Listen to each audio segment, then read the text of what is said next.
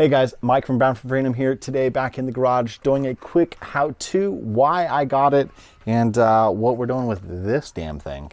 And if you've got one of these, you're going to want to stay tuned because I've got a awesome new product I'm looking to test out, see how it works. They make it for a reason. We're going to go ahead and verify that it works. That way it's not just $180 not well spent. So let's go ahead and get started.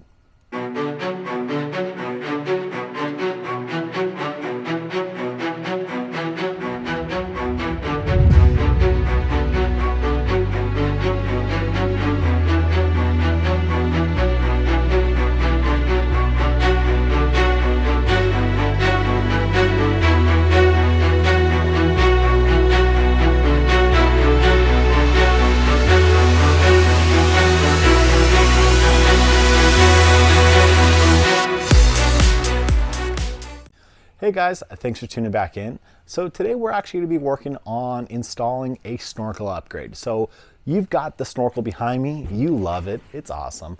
Here's the problem. This is a huge attractant for dust, dirt, water, snow, debris. This is a problem. It's an awesome install if you don't have anyone that you're going to be following, or you're okay running this all the time. Having it backwards, it's not really the best way of doing it. So with a company called Sy-Klone, S-Y-Klone, what they've done is they've created a pre-filter. So this has actually been used on farm equipment and stuff, where environments where it's dusty, rainy, and you have a lot of contaminants and you need a pre-filter. So this is going to be the perfect install for someone who's doing a lot of trail runs, someone who's going to be consistently outdoors and wants something that's going to go ahead and help lessen the havoc wreaked on their air filters. So I'm going to show you guys what we got. So let's come over here. So this is going to be the Sy-Klone. So this is going to be a additional item that you're going to go ahead and remove the snorkel, put this on top of it, and that's it. So let me show you how that works. So simply remove this, slap this bad boy on, tighten it up, and that's it. It's really probably one of the easiest installs.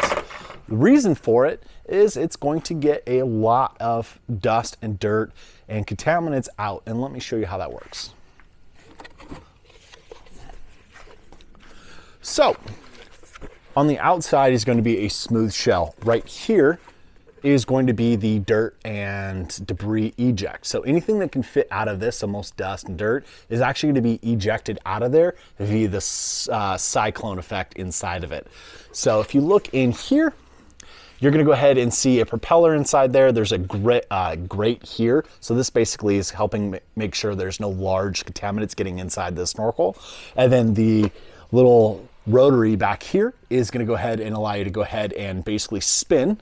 Let me spin this bad boy. You can hear it spinning in there. And that's basically spinning and creating a vortex inside of this and ejecting all of the dirt and debris out of this hole here. So it's a pretty easy concept.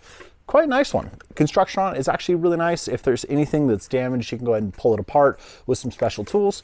Other than that, it's fairly easy. So we're gonna go ahead and install this. You're gonna go ahead, from what I've seen, is the eject port. We're gonna go ahead and face that behind. That way the wind is not trying to get inside of here and basically counteracting everything. So I think that's how it works. So let's go ahead and get this installed.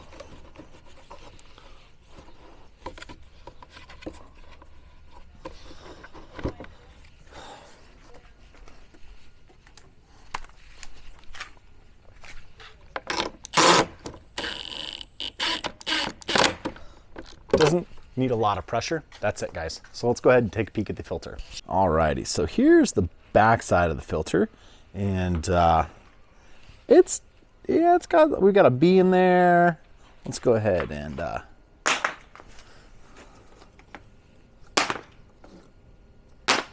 I would say we got quite a bit of dust in there. I might purchase a K&N air filter before the Bradshaw trail trip.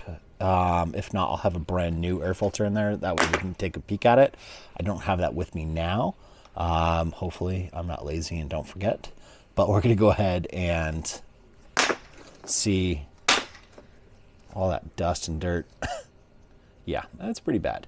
So we're gonna go ahead and put this back in, clean up the inside of the air box here, and that way we'll put it all back together and we'll have a fresh virgin sample once we are done from the Bradshaw Trail, and that way we could take a peek.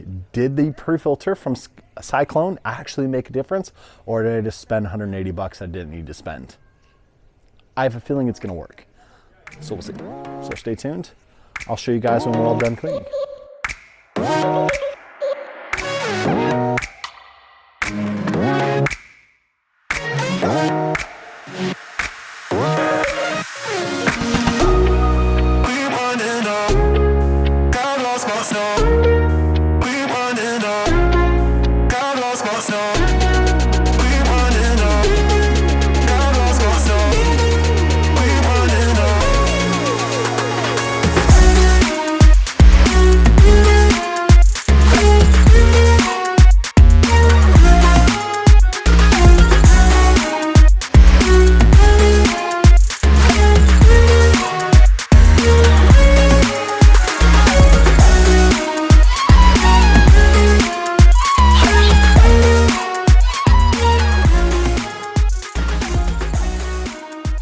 That looks a lot cleaner.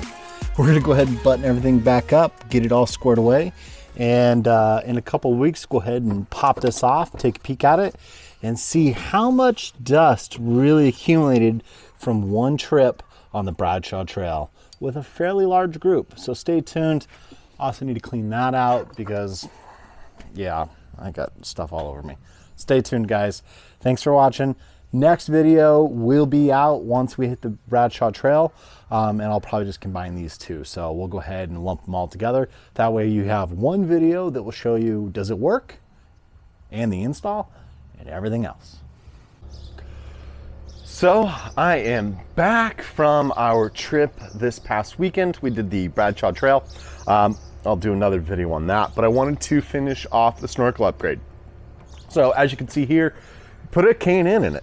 I wanted to go ahead and get a fresh start. I've ran K&N in a lot of my vehicles in the past. I like it because even though some people have issues with them, I think it's because they use their air and maybe do a little too much oil in them. I like to be able to wash it and make sure it's the cleanest it can be prior, even though yeah, it's probably fine realistically, but because we go off-road, because we have a raised air intake, I want to make sure I'm giving the vehicle the best source of clean air, and I don't want to be replacing the factory filters every couple of trips. So this is just easier. I like to clean it. So we're going to see how well the snorkel upgrade did. Now, I did talk to one of my buddies, Joe, Century 8, and he's also got the snorkel upgrade, and he says he popped his air box open expecting it to be extremely clean and still found dust. And I think what's happening is under high RPMs, the little fan that's in there, a little propeller, is spinning. When you're lower RPMs, there's not maybe enough suction to go ahead and actually spin the propeller in there, and that basically kicks all the dust and dirt and debris out the ejection port. So I think that's probably what's happening. So at higher speeds, it's probably better versus lower speeds, because it's just the engine RPMs are probably dictating how much that little propeller inside the intake is actually spinning. So we're actually going to look under the lid for the first time and see how much it really helped. So I'm going to put you guys down. My tripod is lost, so we're going to try to figure this out. And so just give me 1 second. I'll probably edit that out. Okay.